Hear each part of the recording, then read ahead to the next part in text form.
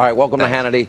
Stay with us for the hour. Deep State is cracking right before your very eyes. According to new reports tonight, the fired FBI Deputy Director Andrew McCabe supplied Robert Mueller with a confidential personal memo detailing his so-called concerns about President Trump, the firing of James Comey.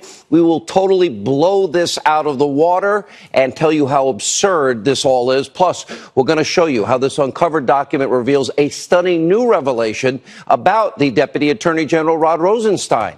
Also tonight, major developments surrounding the president and Spygate. John Solomon is here. He will be breaking a brand new report detailing what are extreme measures the deep state took in order to secretly monitor the Trump campaign. No other network has this. And right now, even House Chairman Trey Gowdy is now facing a backlash, rightly so, from conservatives, for trying to play down what is the biggest political corruption, abuse of power scandal in American history.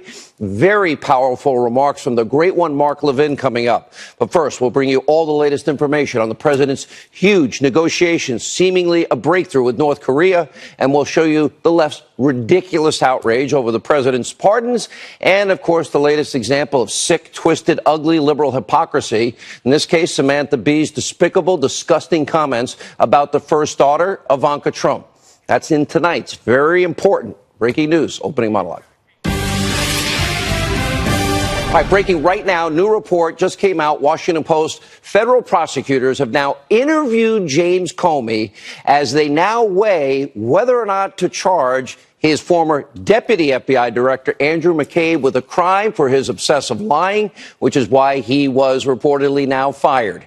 It looks like two key members of the deep state, yeah, they're now turning on each other, and this could be the signs of the wall collapsing. So is McCabe and others now finally going to be exposed about their constant extreme wrongdoing?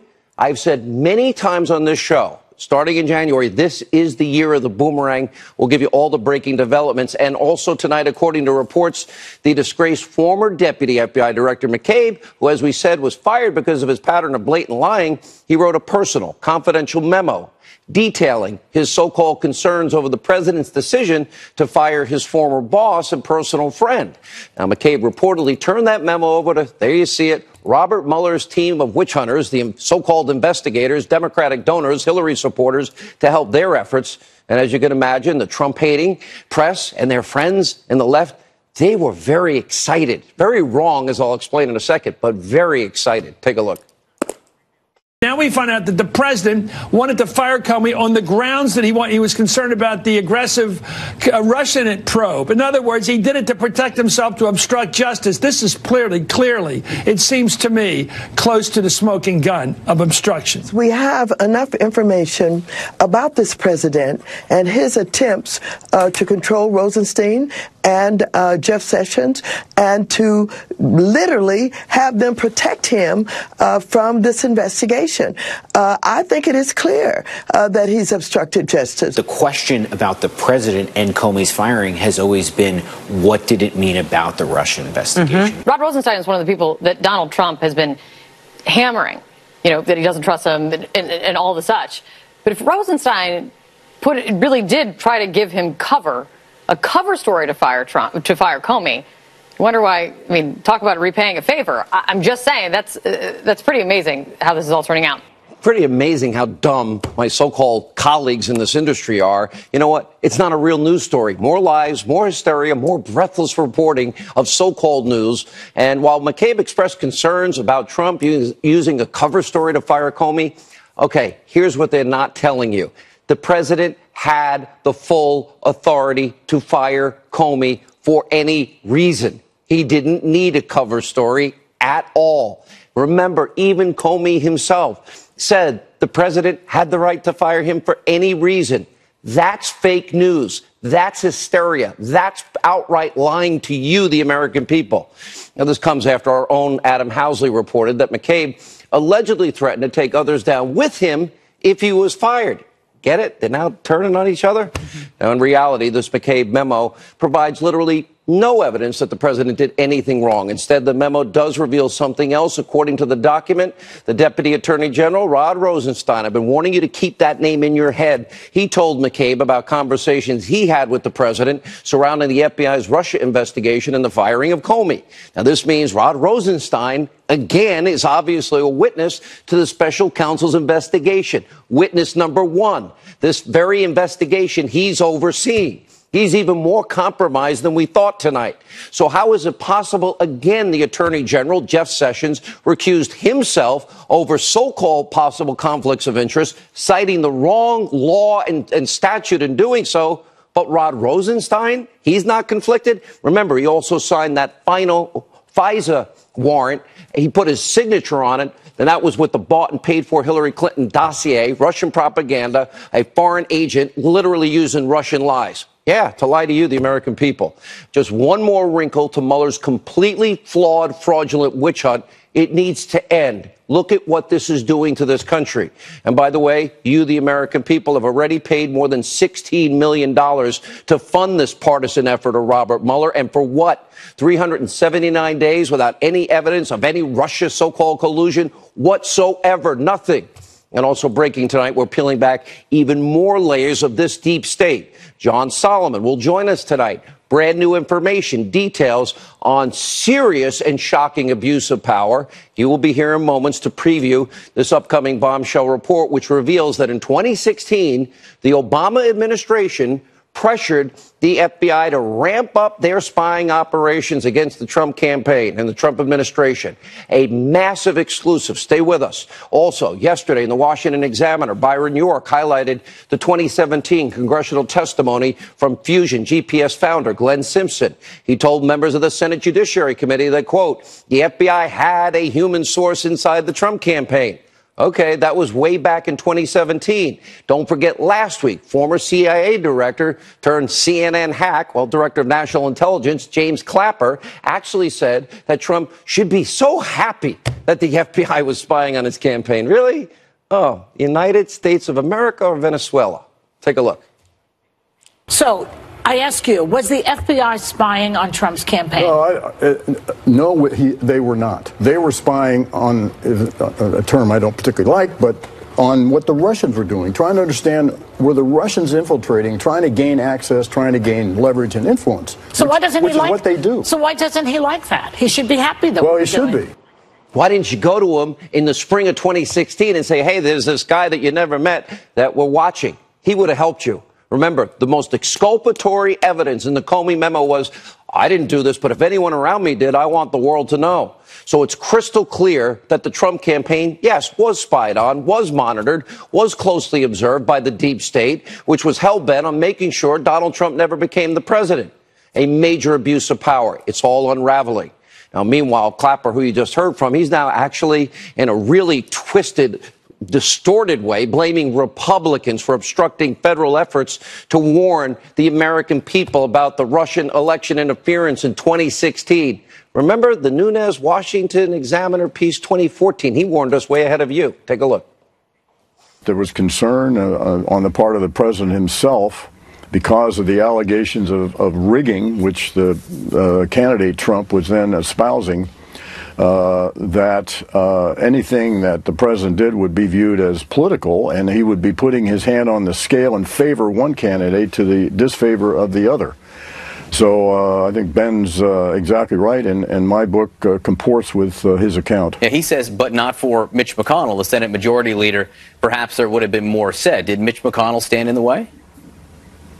Well, the Republicans in general did. We encountered reluctance on their part to enter into a very aggressive statement about the Russian. Wow, Republicans, really, Mr. Clapper, known liar? Maybe Clapper should read this 2016 report from NBC News. They titled it, Why Didn't Obama Do More About Russian Election Hacking? According to NBC News, the Obama administration didn't act because, quote, they thought that Hillary Clinton was going to win and a potential cyber war with Russia just wasn't worth it. Looks like Clapper is fitting right there in at CNN fake news. He gets paid.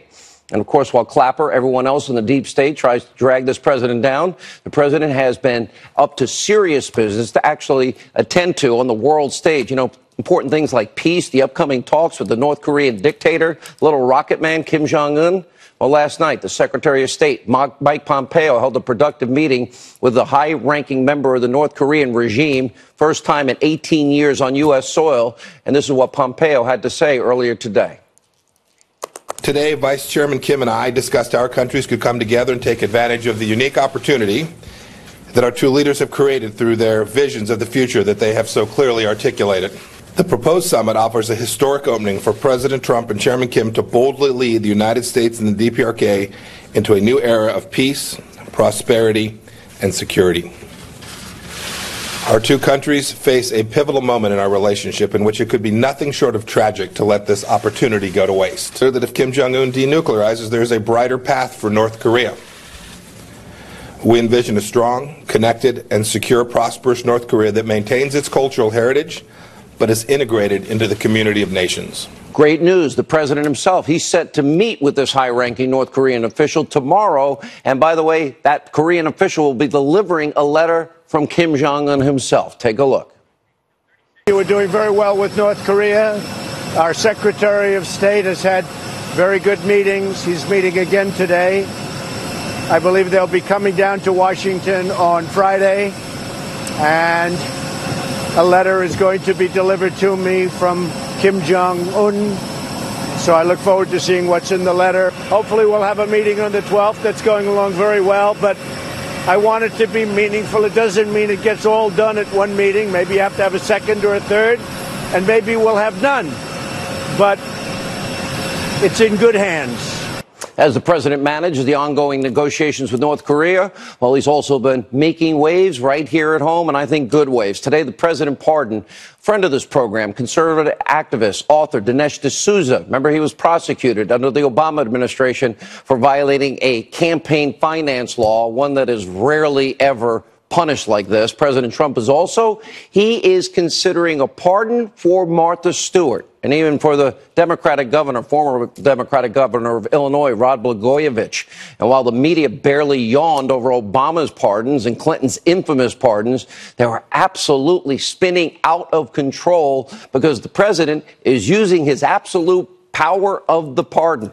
He has the right to do whatever he wants on this. Too bad. Take a look. To raise questions of whether the president is sending a message with these pardons, sending a message to people like Paul Manafort, Michael Flynn. Those are the obvious questions that are going to come about here. He's throwing raw meat, a bone to the far right here. Dinesh D'Souza, for over 3 decades, has been an extreme peddler of ideology, far right ideology, and you have to say hatred. President Trump seemingly passing out pardons to heroes of the far right almost as eagerly as Oprah once gifted Pontiacs to suburban moms. We're one step closer to being a third world power as of today. I mean, tariffs and pardons. These are things that we see from banana republics. The president not only announced he is pardoning a darling of the far right, Dinesh D'Souza, as you said, Mr. Trump added he's also considering leniency for 2 stars of his former TV show, making this White House once again seem detached from reality. Mark Rich, FALN, Clinton, drug dealers, Obama. Okay, we don't need lectures from these people. Leave it to the media to totally ignore the massive abuse of power that took place during the prosecution of, say, Dinesh D'Souza. Remember, he pled guilty using straw donors to contribute $20,000 to a senatorial campaign, only after being threatened with much larger charges, bigger charges from a biased anti-conservative prosecutor. Then look, let's take the case of Martha Stewart. Remember, she was found guilty of obstruction of justice after prosecutors tried and failed to send her to prison on an insider trading charge after, well, in other words, she had a stock transaction. They couldn't get her on that. So they went after her for obstruction. And don't forget Scooter Libby, the public servant who had the book thrown at him over an alleged unproven leak when they knew who the leaker was the first day that Patrick Fitzgerald took over the case. These strong-arm tactics to elicit guilty convictions from individuals perhaps who otherwise would never have been charged because they can't get them on the charge they're investigating. It deserves a serious conversation in this country and not coordinated outrage by the hypocritical double standard in the Trump-hating media. And let's just compare all of this to James Comey and Peter Strzok and Lisa Page and Andrew McCabe and, of course, the tarmac meeting with Loretta Lynch and Bill Clinton. Remember, they cleared Hillary Clinton of wrongdoing. She deleted 33,000 subpoenaed emails, classified, top secret, special access program information, again, subpoenaed on a private server. She covered it up, obstructed justice by deleting them right there, and then, of course, the acid wash, and then, of course, the breaking up of the devices with hammers. Really? I say free Martha Stewart. Give her the pardon. And compared to former Clinton National Security Advisor, remember Sandy, the burglar, Berger? He stole classified documents from the National Archives.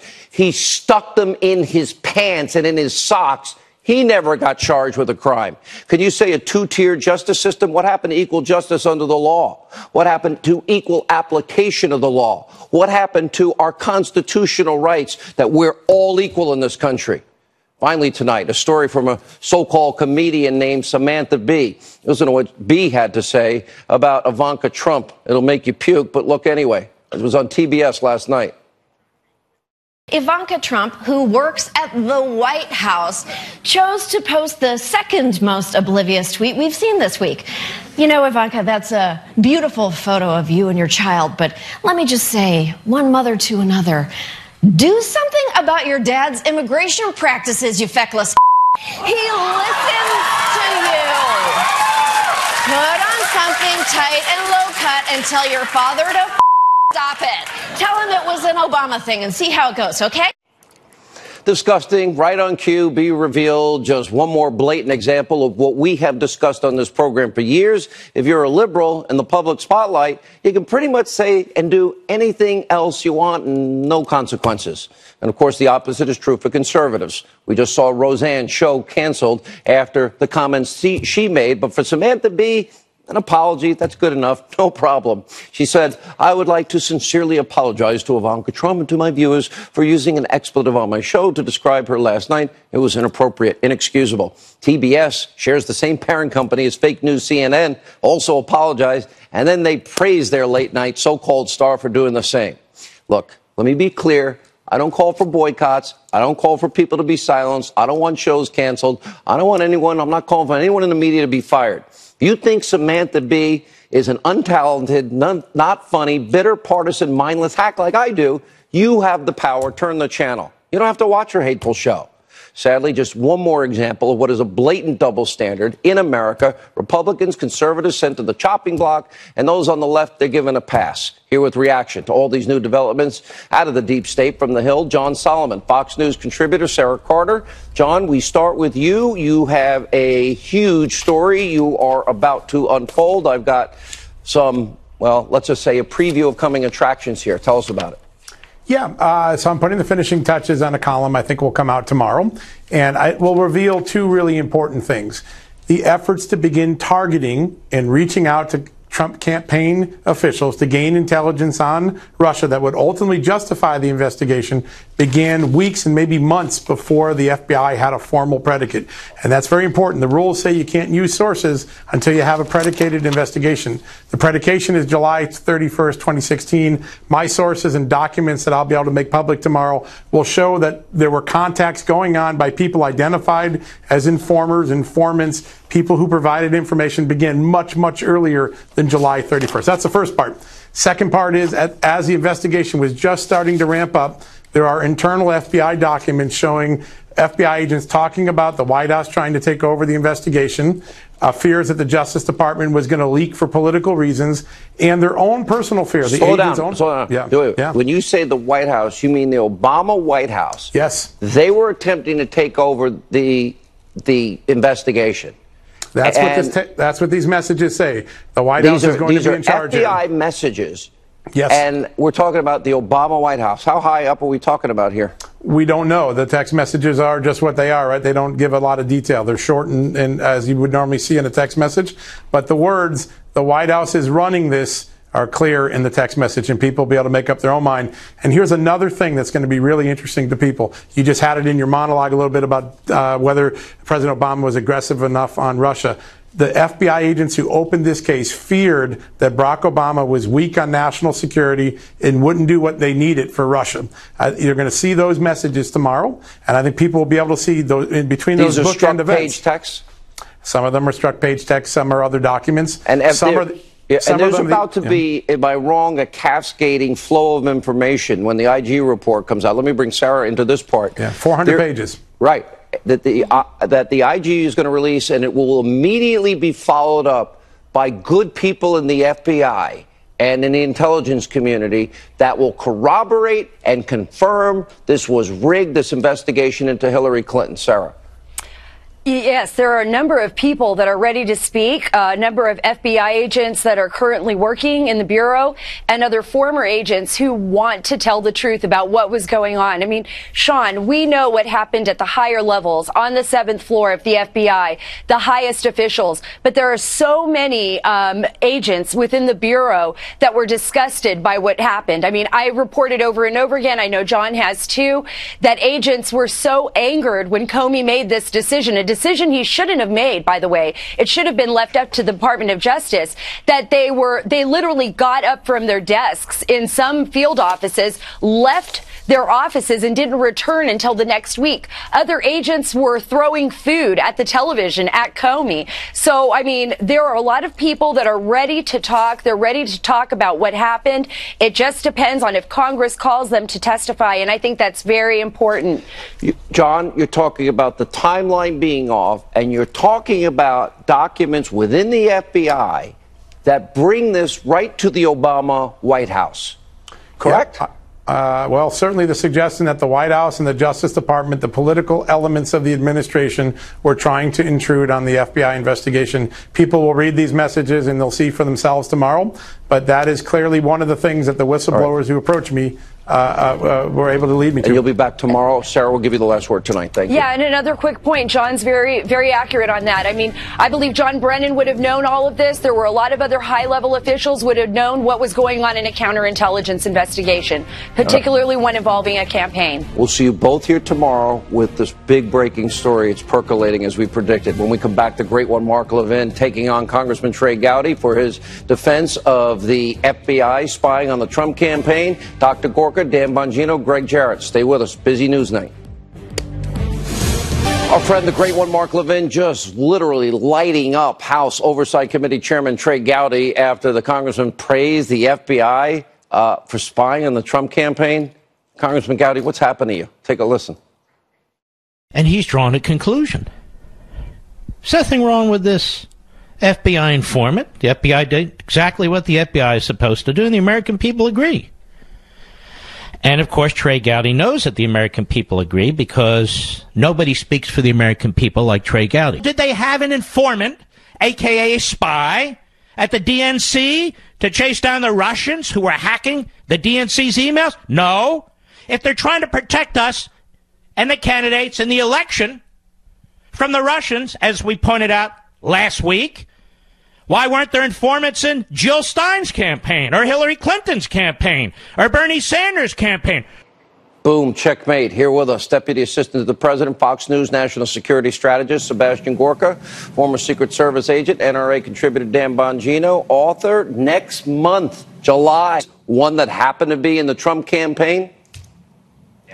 They weren't spies in other campaigns, Sean, because they were spying on Trump. They weren't spying on the Russians. You know, listen, this is I don't know if Trey Gowdy wafted a little of that swamp air up his nose or something. He never saw the documents. How could he make that comment? He never saw the documents. But he made a comment so irresponsible and reprehensible, Sean. He said, Americans should be confident the FBI worked the case as they should have. Really?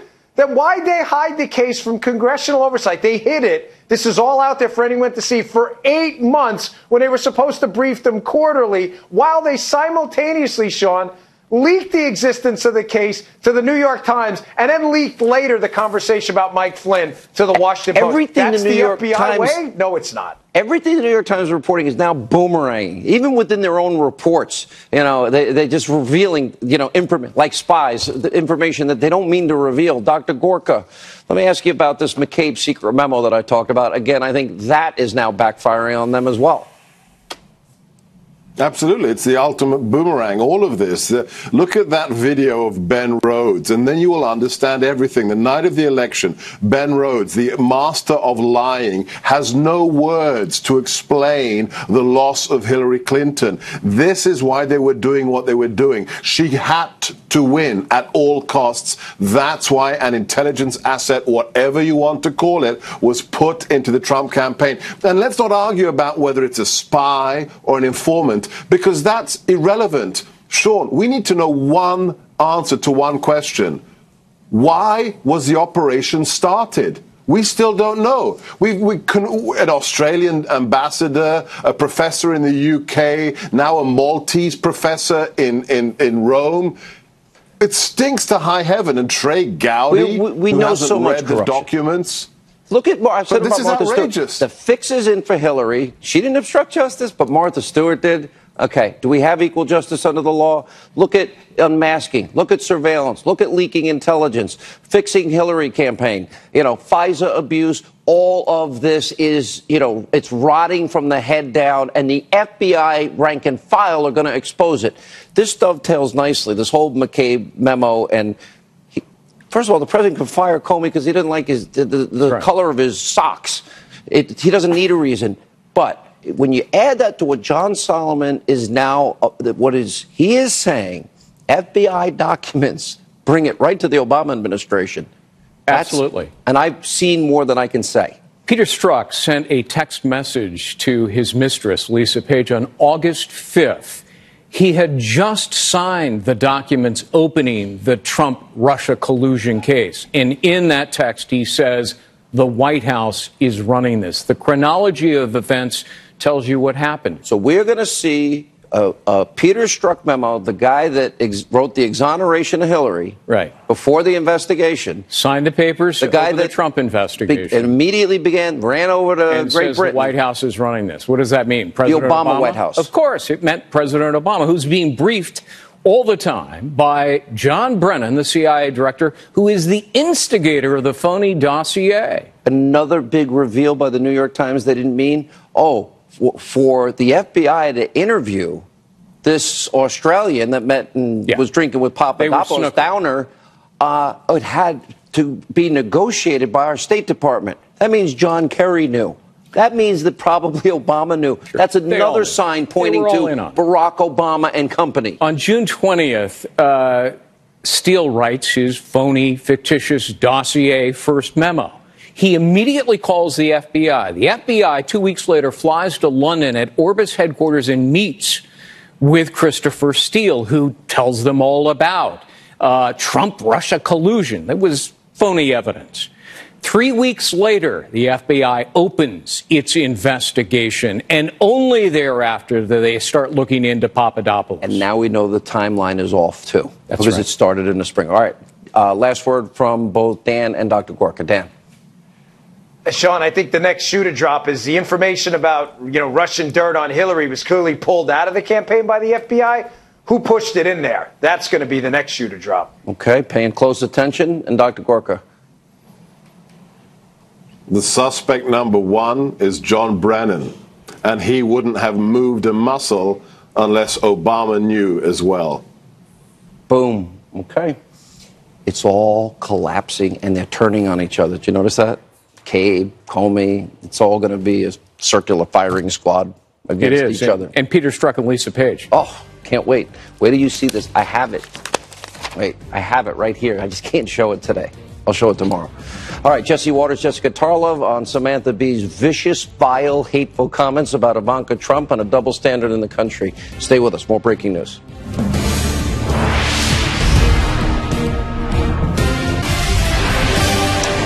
The outrageous comments aimed at Ivanka Trump from the so-called comedian Samantha Bee, just the latest example of vile rhetoric used by the left. Last night during my mini monologue, we played a few other examples of outrageous comments that so often go unchallenged. This is a small sampling of them. A lot of us thought, oh, Ivanka's going to be our saving grace, when he's about to nuke Finland or something. She's going to walk into the bedroom and, Daddy.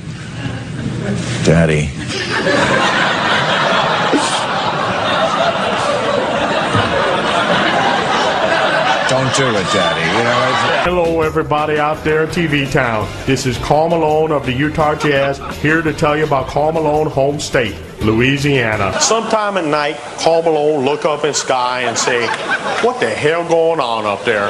I'm tired of the mac and cheese. You ain't nothing. You a punk. Now come on, do something. We're the best chicken fries in the universe. But we don't go buy some kind of sandwich chicken. Folks was in the cave when we had good empires. We learned to admire them, but they knew to admire us. We built pyramids before Donald Trump ever knew what architecture was. Then, by the way, you have Keith Olbermann. Oh, by the way, the president just arriving at Joint Air Base. There you can see right there. There's Air Force One. Wow. Beautiful plane. Keith Olbermann, the short-tempered, insane, Trump-hating liberal pundit. You might remember Olbermann went on a vile, hateful tweet storm, many of them, against President Trump. And yeah, also his daughter Ivanka tweeting, quote, you tell your racist, white supremacist, neo-Nazi father to get the bleep out of our society. He was just rehired by Bob Iger, ABC. Joining us with reaction, Fox News contributor Jessica Tarlov, co-host of The Five. He has two shows. It's his world, you live in it. Jesse Waters is here. Well, it might not be. I mean, one night she's going to win. We'll see about that. Okay. I'm just going to say your answer. Is there a double standard? I think that there is in a lot of cases. I think that what Roseanne said. No, but you went for honesty. Right? Wait a minute. When was the last? Right now, the scales are tipped in our favor. Keep going. Okay. Shh. Okay. Ooh. So, well, give me just like 1 second. Imagine if I did that to you. Wow. Go ahead, sorry. I think what Roseanne said By the was way, at worse home, they're than... best friends. They all get along. Okay, go ahead. I think what Roseanne said was on another level to what Samantha Bee said. I'm not sure why she did it. It was something that was scripted. They obviously decided was a good idea, and it really shifted the narrative, right? Really? To the... That word. Oh, I would never use it. It's extremely I didn't ask if offensive. you But would use it. Samantha Bee has Scripted. Slow down. used that Scripted. kind of language through her entire career. If you don't like it, don't watch it. That's how you are. Don't boycott things. You just say it's free market. Did I turn say off to fire, the TV. boycott? No, but I didn't say fire Roseanne either. Clearly, Bob Iger and ABC made a decision that Roseanne Barr was not stays, good. Alec Baldwin stays, Kimmel stays. I'm not calling for anyone to be fired. I understand that, but I don't think what Alec Baldwin has said and Jimmy Kimmel has addressed that when you guys were in your little thing, right? He talked about it and has apologized for it. Oh, I think Roseanne apologized, Jesse. Well, here's what I would say. I would say the left will defend the C word. They will defend Bill Maher using the N word. No. They will defend MS-13, and they will defend assassination jokes. But when Donald Trump calls Elizabeth Warren Pocahontas, they get really upset. And I don't buy her apology. I just think she's upset that she got caught. Because I did a little research, Sean, because this show's that important. And these are the things she's called Donald Trump. Ready? The A word, the D word, the other D word, the B word, Kellyanne Conway, B word. About Hope Hicks, F you. Sarah Sanders, effing evil. So the media traffics in this because they profit from it. Because you heard the audience, if you ever hear the tape of her saying the C word, they're all cheering. They're all clapping. That's why they call her Samantha B-list, because she caters to such a low denominator. There are a lot of comedians Before you answer. Shocking. Scales have shifted. Yeah. It's smart, though, but you're using my pen, so that's kind of cheating.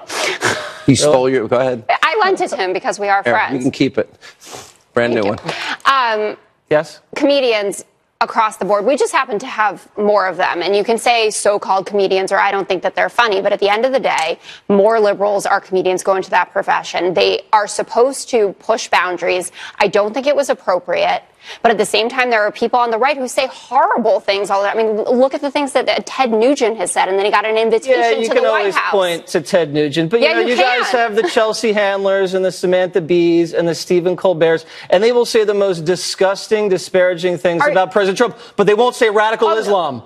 That might offend someone. That's such an old talking point now. We're so past the radical Islam debate. If you listen to the things that were said about the Obamas, the comparisons, just like Roseanne Barr did, to... Wait a second. When someone on this network said a nasty thing about President Obama, they were suspended for a week or two. All they did over at TBS was say, she'll be back tomorrow night. Did Samantha Bee call an African-American person an ape? Let's use the C word against the Right, but we're saying... Slow down. She used the C word against the first daughter. Yes, I know what she did. And they made a TBS is okay with that. Okay. If you run TBS eventually, then you can fire Samantha Bee, but that's their decision. And you guys are both for that principle, I'd rather right? run Fox News. I'm sure you're getting closer by the day, and I'm just going to be here. Oh, he give you a raise. Maybe her own show? Yeah, why not? We'll think about it. I'm sure that viewership would be super high. You know, I will say this. I said this last night. Beyond the double standard, I think it's bigger than that. And you see it on social media. There is a coarseness, a vile, vicious. Newt Gingrich, I think, nailed it, brilliant as he is, every time. At 10 o'clock on Election Day in 2016, there was a psychosis that broke out on the left, in the media, and it's not gone away. They cannot believe they lost. Donald Trump won. And here's the thing. They're now really, oh, crap, the economy's turning better. Oh, no, we might get a deal with Little Rocket Man. Oh, no, hostages are released. Oh, no, he pulled out of the Iranian deal. To win, they have to hope for he fails. Don't you want the country to succeed? Absolutely. And you don't want to raise taxes, but take the crumbs back from the American people, do you?